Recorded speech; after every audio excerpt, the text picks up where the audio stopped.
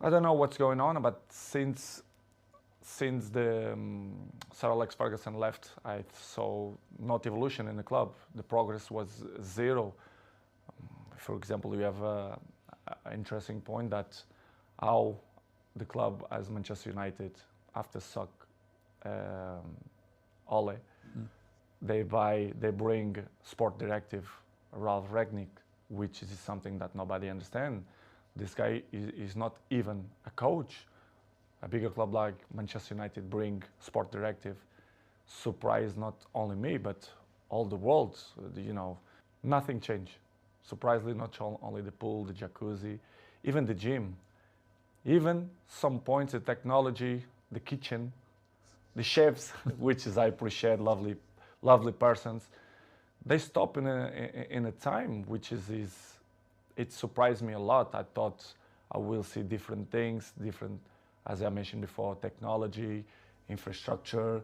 But unfortunately, we see many things that I'm used to see when I was 20, 21, 23. So surprised me a lot.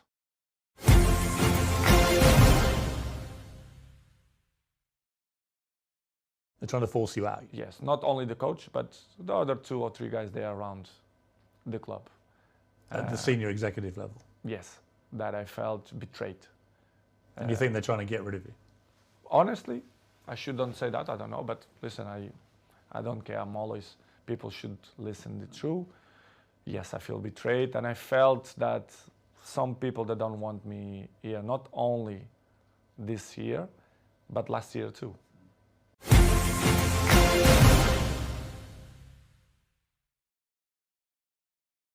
As Manchester United, after suck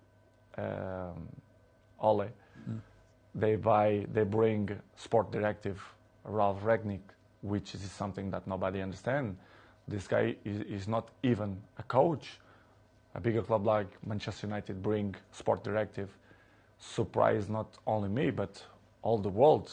You know, nothing changed. Surprisingly, not only the pool, the jacuzzi, even the gym, even some points the technology, the kitchen, the chefs, which is I appreciate, lovely persons. They stop in a time which is it surprised me a lot. I thought I will see different things, different, as I mentioned before, technology, infrastructure. But unfortunately, we see many things that I'm used to see when I was 20, 21, 23. So surprised me a lot. All right, Jules, let's get into some more. You mentioned the option of termination. Yeah, I was just wondering if United, on the back of that, could go like, hang on a minute, this has to end now. I'm not a lawyer, and when people say like they should terminate his contract, it can mean many different things, right? There are certain things that a club can do, or if a player is in a serious breach, where they can unilaterally terminate his contract and not pay up the rest of his contract. I'm not sure that giving an unauthorized interview, and apparently Manchester United only found out about this when they were boarding their flight to come back from London back to Manchester. I'm not sure that this is one of those situations where you can unilaterally terminate his contract based on that. Again, I'm not a lawyer. I haven't seen his contract. I was wondering. I would find this pretty extraordinary if that was the case. Now, they can also terminate it in a different way. They can terminate it when they go to George Mendes and say, George, and this is the reality. These are the options. You can go to George Mendes' agent and say, George, he's not going to play at all between now and the end of the season. There's no way back for him. So let's get together and let's rescind the contract. And then at that point, George might say, oh, well, but no, give me some money to do it, give him some money to do it, blah, blah, blah. That's an option too, right? Because between now and the end of the season, off the top of my head, I think United will likely owe him close to £20 million. Yeah. So you pay him $3 million or whatever, or $5 million. You know, there's a number where you pay him and he just goes away, right? And then he's happy, Uncle George is happy, or whatever. So that is a kind of agreed termination. Mm-hmm. But the unilateral termination, I'm not sure that that's maybe. I mean, maybe both of them will say, you know what, there's no point continuing here. So he just said, I'm going to walk away. You don't pay me anything. United say, perfect. We don't want you back here anywhere. And then that's it. And that's maybe what he wants too after that interview. What would he want after the interview? I wouldn't be surprised if that's what he wants. But let's look at the options and what happens next. Let's go back to the interview a second, right? And it's my natural contrarian self. What did he say in the interview that is, we all agree that it was inappropriate and it was unauthorized. Yeah. What did he say in the interview, in your mind, that isn't true? From what we've seen so far, the only issue I have with what he says is when he says they tried to force me to leave. In the summer. In the summer. They didn't want me at the club, some people, last season and also this season. Which is true. I don't think they wanted him there. Okay. We've said it many times. But where I would have liked him to say is like, and I didn't want to be here either, because we all know that he tried to leave. We all know that Jorge Mendes tried to find him another club. They didn't want to play in the Europa League. He wanted to play in the Champions League. That is 100% true. 100% true. I agree with you. And that maybe is a sin of omission on his part. Yeah, right? But be genuine then. Said, listen, they didn't want me there, but it's okay because I didn't want to be there. I ended up staying because I could not find another club. And now this is the situation. I feel betrayed. I feel blah, blah, blah, blah, blah. Fair enough. But don't forget to say to the whole world that you also didn't want to be there. This is what it boils down to, I think, very, very simply about why he's still at the club. And this is why I think there are multiple people who are responsible in this. By the way, not Ten Hag. We've said from the start that when you appoint Ten Hag and you embark on a long-term rebuilding process, because that's what it is, right? Your 37-year-old striker on that kind of money is not going to be part of that rebuilding process. Shouldn't be part of it in a perfect world. And it doesn't even fit the way Ten Hag plays. It doesn't fit in any way. It doesn't make any sense. It makes zero sense whatsoever, right? But the man has a contract, right? So from that perspective, it was in Cristiano's interest to move, and it was in Manchester United's interest to move him on. Yeah. The fact that neither Cristiano nor Manchester United nor Jorge Mendes were able to make that happen last summer, that is a stain, I think, on all of them. Yeah. Because it's a stain on Manchester United too, because you know what? It made Erik Ten Hag's job more difficult. Of course. But bite the bullet, pay him off the last season of his contract and set him free, and that's it. And I don't think we can entirely let United off the hook on this one, on that part of it, right? They created a situation for himself. Now, obviously, when people say, oh, but there were no offers for him, they're being disingenuous. Let's be very, very clear. There's no offers for Cristiano Ronaldo on the terms that he earned, and nobody was going to also pay a transfer fee to sign him. That's true. That's been reported by a billion people from Fabrizio Romano on down, and they're absolutely right. Yeah.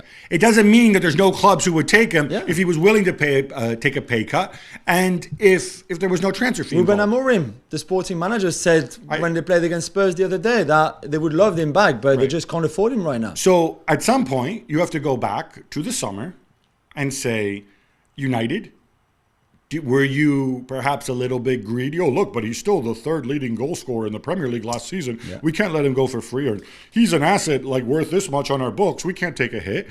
Was this the thinking at United? Was this the thinking among some big decision makers at United? I don't know. Equally, George, Uncle George, are you looking out for your client? Are you looking out for this guy who's playing in his last World Cup, who has made you a very wealthy man over the years, and you know that if he stays at United, he's going to deal with his zoo leading up to the World Cup, which is what he cares about, I think, more than anything, right? And Portugal. So. Did you help yourself there? Equally, Cristiano, you're not a child, right? You may not be in the ins and outs. You may be surrounded in this echo chamber of people where, like, you know, you go on Instagram in your underwear with your family and everybody thinks that you're flexing and people think it's cool and you think it's cool. And most people look at this and say, well, what the heck is this, right? Yeah. But surely you should be intelligent enough to understand that the reason you can't move is because the clubs that can afford you, some of them don't want you because for personal reasons. Others said, yeah, we'll take you, but we're not going to take you and pay you this much money. It's not that difficult to understand. And he's earned enough money in his career to just go, do you know what? It's on all of them. And I'm sorry, I'm going to be fair here. I blasted Gareth Bale for years over this when he wouldn't move his rear side out of Real Madrid because he was happy collecting his money and not playing. And now it's the same thing with Cristiano. You can't have it both ways. But we've said it so many times and we warned them, and I think not just us, everybody, that keeping Cristiano at the club, even before the season started, we knew, one, he was not going to play much. And I tell you what, had Anthony Martial not being injured so much, Cristiano would have played even less. Well, and this brings me to another point. But just to finish, we said he's going to be more trouble than anything else this season if he stays. He ended up staying. He scored 3 goals, I think, in all competitions. Like maybe 2 in the league and 1 in the Europa League, or 2 in the Europa League, 1 in the league, or 4 maybe, or something like that, which is ridiculous. He was not happy because he was not playing enough. Ten Hag was like, I can't play him. It just doesn't work. Everybody can see it. And that led to so many problems where this could have been so avoided had he left in the summer. I'm interested in finding why didn't it happen? Because we're all very good. We could all see it. Could United not see it? And I'm going to suggest that maybe the reason United couldn't see it is for the following reasons. One is Erik ten Hag didn't stand up for himself and say, I don't want Cristiano Ronaldo in my team out from the start. I don't believe that a second. Now, what don't you believe? I think publicly he had to say it. No, but that's what I'm saying. But privately, he said to the club, I'm sure he said it privately. I don't blame Erik ten Hag for not saying it publicly as well. And the reason I don't blame Erik ten Hag for it is, you're some bald dude from Ajax. You just landed at Old Trafford. You don't have the political capital to say it. So I don't blame Erik ten Hag in public for saying, oh, no, Cristiano's not a problem. He gets his goals. Oh, yeah, of course he fits. He'll score goals. Whatever the hell, right? I don't blame Erik ten Hag for this part at all. No. So then you look at it, who's in charge? Richard Arnold? He's just been appointed, right? He's just been appointed to the top seats. I don't think he had the cojones to come out and make a stand like this. Maybe he did privately. Maybe he spoke to the Glazers. John Murtha and his friend Darren Fletcher. Again, these guys, they have no public profile whatsoever, right? They've been in the job for a year. This isn't Monchi we're talking about. They don't have the public capital or the guts to go out and rock the boat and say, no, look, guys, what are we doing here? This is stupid. It's bad for us and it's bad for him if he stays. So it was kind of like a perfect storm that led to this, that led to United. And I think this is a screw up from United in the summer. Yeah, I agree with you. All of this was so predictable. It was unreal. Maybe we didn't think that he would walk out on the team before the end of the Spurs game. I think it was the Spurs game. Maybe we didn't think that there would be all those problems, but it was still so predictable. I also want to say this, and I'm putting my Duncan Castles hat on. Last night I was on the show, and obviously it was open season on Cristiano, whatever, right? But when I asked, what bad things has Cristiano done, other than not playing well, which presumably is not by choice? What bad things has he done, other than leaving early in the Spurs game, for which he gave that? It's not an apology. Let's not joke. It's not an apology. It says, it should have been an apology. But but I'm saying is, what disruption has he caused in the past 4 months at Manchester United in terms of bad behavior, in terms of lack of professionalism? Yeah, no, I mean, I think that might be a few things like he did last. I think there's a few things that he maybe did within the training ground like he did last season, but that's Cristiano for you. Certainly nothing that's come out, right? No, nothing that's come out so far this year, but I think you're right. I think if we go back to your initial question about what he said that is wrong in his interview, from what we know, from what we saw, apart from that moment where he didn't admit that he wanted to leave himself, the rest is right. There's been very little evolution since Sir Alex left. The respect for Ten Hag, I think he means that he doesn't have a respect. He said he doesn't respect me, so I don't respect him. Right. That's his view. You can't really argue with it. And he feels that Ten Hag doesn't respect him because he doesn't play him right. Or because he doesn't worship him and build a whole team around him. And he brings him on for 5-10 minutes at the end, which you would think that Cristiano absolutely hates. I think most players don't like coming on in garbage time. Right? Yeah, I think especially goat candidates towards the end of the career. But then again, we go back to the point where you are the wrong club, mate. Cristiano, you are the wrong club. If you think that you can play every single minute or start every single game in that team and do well, this is not happening because it doesn't work for you anymore. The sympathy for his little girl, I mean, as a father, you and I, everybody, you would not, if that really what happens, I don't know, we don't know. But it's also one of those things, right? He says they don't show enough empathy, right? You can't be wrong when you say that because empathy is something you feel. Yeah. So what could United have done more for him? I don't know. I'm pretty sure they tried to. Yeah, I'm sure they tried to be supportive of that. He didn't feel that support. When you're dealing with that kind of situation, nobody can tell you how you should process or not process the feelings, right? No. That's how it felt. So it's that knowing Cristiano like we do, he still thinks that he can start for this team in the course. Premier League and score 20 goals a season, Yeah, but- which is not true. But I'll tell you what, It is Jules. not true. I'll tell you what, And- Jules. Before you say that, right? You can say it's not true, but we've been around enough top level, world class athletes to know that 99.9% of them believe in themselves and back themselves, and that's why they are Yeah, where that's what they made are, them right? goats. No, so I get I'm not that. going to blame him for thinking No. that he can start and score 20 goals in the Premier League this season. No, but me neither. But there's a point where you can look at yourself and your form and your team and the manager who's in charge, and maybe didn't know Ralph Rangnick. I get that. I think it was an easy tackle like the one on Wayne Rooney. Well, Yeah. I'm better looking than Wayne Rooney. I'm not going to say it, but it's true. So I'm still saying it. I mean, come on. How old are you? Is this the school playground? Are we on primary school saying that you're It was better looking than ridiculous. Wayne Rooney? I mean, come on. Just that point in the interview, like, okay. Yeah. To make it clear, Cristiano, you are better looking than Wayne Rooney. You had a better career than Wayne Rooney. You're taller than Wayne Rooney. You Scored more goals than Wayne You scored Rooney. more goals than Wayne Rooney. And you won more Champions League. Exactly. Okay. So let's get that out of the way. It doesn't mean Wayne Rooney's not entitled to his opinion. But Cristiano is an intelligent guy. As egocentric as he is, like a lot of the goats, we said it. You can at some point, you can just pause yourself. Say, okay, this is Ten Hag. I don't know him much, but I know what he's about. This is what he's about. I don't fit in here. Surely, even the biggest of egos But- look into it and go like, okay. I'm sorry, but I go back to this. Is it Cristiano or is it the people who are paid yeah, handsomely no, maybe. out of his wages to look after him? And I'm talking about George Mendes. I'm talking about Gesti Food. Oh, we're the best organization in the world. We have millions of people working but for us. He's Right? still These are the intelligent people. enough and big enough to say, And that's like, fine. okay. These are his advisors, and I think part of the problem is you're surrounded by people who keep telling you how wonderful everything is, how great it is. Again, I don't know. I wasn't privy to Yeah, conversations yeah. between No, George no. and Cristiano, but if George didn't make this situation very clear to him, George let himself down and let Cristiano down. Yeah. And by the way, just a little side. Not a good time for the George Mendes empire between Cristiano and Mourinho and Wolves and João Felix, Bernardo Silva still at City. Yeah. All these things coming together. Not a great time for him. Let's talk options. Let's talk about what can happen in January. Now, I'm assuming that Ronaldo lanced this boil, got this out of his chest. He's going to go and he's probably already 100% in Portugal World Cup mode. Definitely, yeah. And he's managed to compartmentalize it, and he'll deal with what happens in January. And Yeah. I'm assuming in the meantime, George and United are working the phones to Yeah. try to find a landing 100%. spot for him. I don't know that much has changed vis-a-vis the summer, in the sense that unless he takes a massive pay cut, there is nobody who will take him even as an additional striker. No Champions League caliber scene. Right? Surely that's going to happen, right? Surely this time he's going to say, listen, it's not about the money here. What offers do I have? I can play for minimum wages or like very low money.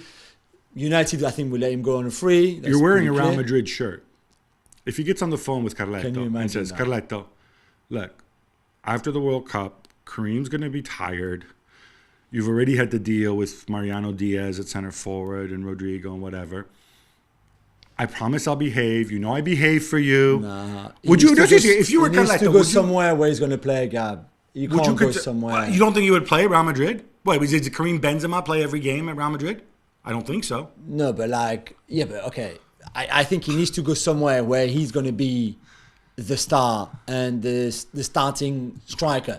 He might not play every single minute of every single game, but he can't come in a club to be the backup of someone, or maybe even the backup of the backup. Oh, should we invent Cristiano Ronaldo for Tammy Abraham swap?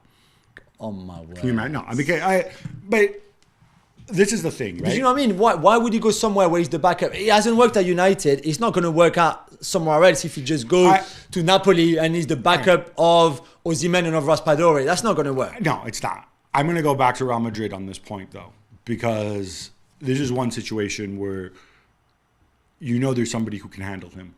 And I'm also going to go back to the fact that post-World Cup, Kareem Benzema can't play every single game. And I'm going to go back to the fact that Real Madrid won a Champions League with Fede Valverde playing out on the other wing. Is there a way, is there a scenario where you say to Cristiano, you say, look, You'll play some games. The reality is, Valverde is great. Valverde will start every game. He might have to start some of these games in midfield because Luka Modric is nearing 40 and he's going to be coming back from a World Cup. Toni Kroos isn't getting any younger either. So I'm going to have to use Valverde in midfield in some of these games. Rodrigo's great, but he's a kid. We don't have depth. We have Asensio who's on his way out, whatever. If the number is right, if you were Florentino and Carretto comes to you and says, "Hey, Florin, let's roll the dice on this one. I can control him. It's 6 months, and then we see." Would you do it? I don't know. I think they had the chance to do it in the summer and they didn't do it for a reason. So I think the reason will still be there in January for 6 months instead of 12 months in June or July or August. I think in the summer, the reason they didn't do it was because it was going to cost them a ton of money and he probably wanted a multi-year deal. But now if we're talking 6 months and then let's see what happens. Just don't think I do not. Okay, I put it think this they'd way. be very wary. If we're talking top tier, do we agree that that is the only destination unless Todd Bowley says, "Oh, look, Tuchel's not here anymore." Right? Hey, Graham, what about Cristiano again? Maybe, I don't know, maybe Sporting, maybe... No, but if we're not like the highest echelon. Oh, highest, right? No sorry, disrespect highest. to Sporting, right? Yeah. I don't know. Would you? I mean, now that I don't Bowley know. brought in all MLS, these advisors and what does he want? Gab, what does he want? Does he want to still enjoy the last few months? I'm not sure it would be enjoyable to go to Real Madrid and play. Okay, being nice, 50% of the game between January and May. I don't know how enjoyable that is going to be. I don't know. I don't know if it's enjoyable for him to go and play. Sorry, if for Valverde plays in midfield, and I think he will have to play a lot in midfield, you don't think he's ahead of every other striker that every other forward Real Madrid has, except Or to play as a right winger, except for Vinicius and Benzema? No. I mean, I don't know. I don't know how he would play on the right wing. I don't know if you change your system and where you go. You can easily tweak your system. That's not don't so know. much of an issue. I just don't know. Benzema drops a little deeper, whatever. There are ways to do it. That's not. How long does he have left in his career? 18 months? Who knows? So surely he would want to enjoy those last moments, right? Mm-hmm. And you don't think it'd be fun playing for Real Madrid, even if you don't play every minute of every game? No, okay. I don't know. Because for him, fun is scoring loads of goals and winning trophies where he takes a big part in it. I think equally though, fun for him is the big stage, right? Yeah, true. You know so what? you don't think going to MLS, for example, is a good idea in January? No, for example, that's not an option for him whatsoever. I don't think that would be a good option for him. I think he would see that. Look, maybe it's different. Maybe if he wins the World Cup, he says, "All right, I've done it. Boom, I'm done.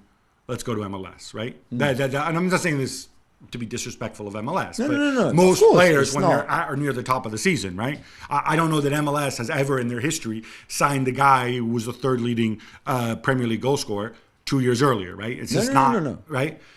So unless it's something like that, I just genuinely don't see him. I see him still craving the big stage. Yeah, maybe. Backing himself to change the manager's mind, even maybe incorrectly. So right? in that, and then I would see Sporting as some kind of backup option because he knows that if he goes to Sporting, he's playing in his backyard and it's an emotional decision. But you have to be at peace with yourself if you make that step down. And again, no disrespect to Sporting fans. In that case, I am with you, and I think there's only two options then. Real Madrid is one, on a 6-month deal, and then you see again in the summer, and then Sporting. There is no one else unless Mourinho and Roma say like, okay, yeah, we take him. Yeah, but then you don't have Champions League football, and you have a zoo, and you know. So yeah, that's it. I don't see anything else, anybody else. All right, a word on the game itself, because I don't want to overshadow this, but it is a big away win for Manchester United. It's big. One that they needed. I'm struck by this. I'm struck by the fact that United, first of all, this is not Ten Hag's United in the sense that it's not the Ajax Ten Hag United, right? It's not the United that that plays the way Ajax did. And this to me tells me that he still has a long way to go. And I go back to this, and I mean, people laugh at me, like the reality is it's really hard. He had the full preseason. It's really difficult to change the way you play when you're playing, weekend, midweek. It's extremely difficult. Yeah, it is. Right? And this is a squad that lacks in some positions the players that he would need too. So what we're seeing is counter-attacking United, and obviously there were players missing. Anthony, of course, Antony's supposedly injured. It's funny how his injury coincided with him doing that spin and then he kind of disappeared. Yeah, But and I then don't he's know. going to go to the Yeah. World Cup. But I said United played well in the first half. They could have scored more. Yeah. After the break, and I think Ten Hag came out and said it. Oh, we lost control, and that's why he Yeah, made that. it was far too that, open. that defensive. It was a McTominay for Alanga, right? And Yeah, you're sending or on Martial another. or something. Yeah. You're sending on another defensive midfielder. Yeah. To me, that's super negative, and Fulham equalized. Would we be, if the Ronaldo stuff hadn't broken and Garnacho hadn't come on to score that goal and with literally like the last kick of the game? Yeah. Would we be criticizing Yeah, I Ten think Hag so. right now? I think so. We will certainly be highlighting the positives, and there were positives in that first half. And I think Martial, again, I'm completely biased here, but can bring a lot to that team and should have scored. But the second half was a horror show until the Garnacho goal, really. Why? Why does that happen? Too open, I think, too hectic. I don't know if it can't Why? come though? from Ten Hag. These though. aren't bad players, and I'm sure Ten Hag didn't say, No, "Hey but I guys, think be open and hectic." And they look play tired, badly. and I think when they look tired, when you lose control of games sometimes because you physically cannot be on top of the other teams, which leads you to losing the ball, bad passes, bad positioning, the press is not working as well, and then I think you lose control like that. And I think Fulham are a good team. They've got really good players that can And hit they were you. without Mitrovic. And they were. I like- mean, okay, they played with 10 because Vinicius. I mean, like, come on. Seriously, The you bad put Mitrovic for Vinicius, maybe we're having a different conversation but still. right now. But I think they showed guts to win it and character, and I think Garnacho could be something quite very interesting in the future. All right, final question. Are you on the Palhinha bandwagon? Oh, I love him. It's funny because I wouldn't think he'd be the love kind of him. player you would love because No, he's kind of like but- Matic Yeah. with wheels, right? And younger, yeah. And younger, yeah. Thanks so much for watching ESPN on YouTube. And for more sports highlights and analysis, be sure to download the ESPN app. And for premium content and live streaming, subscribe to ESPN Plus.